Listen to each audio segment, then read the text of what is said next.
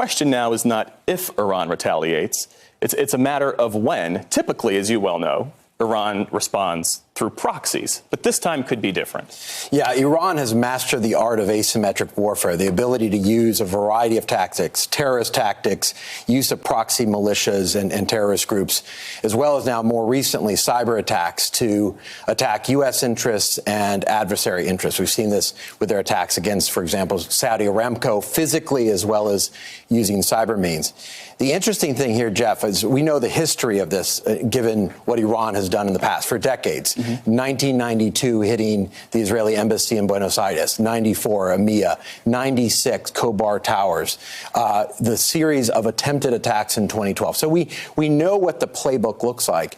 I think the question is, how will Iran calibrate this, given one, they don't have their master general who was behind these kinds of strategies to lead that.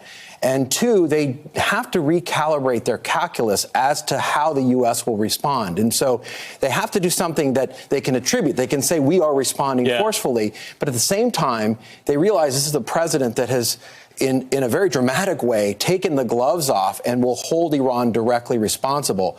The administration doesn't want to play in the shadows anymore. They're going right at the heart of the Iranian leadership. And that's what the Qasem Soleimani strike really demonstrates. Hello, YouTubers. If you're watching this, it means you've checked out our channel, so thank you. Now do me a favor, subscribe by clicking on that button down there. Click on any of the videos to watch the latest interviews and highlights from MTP Daily and MSNBC. You can get more Meet the Press content every morning in the First Read newsletter. If you're tired of content that you don't know anything about where it came from, you don't have to have that problem with us. NBC News, MSNBC, MTP, and the Meet the Press mindset right here for you on YouTube. Subscribe now.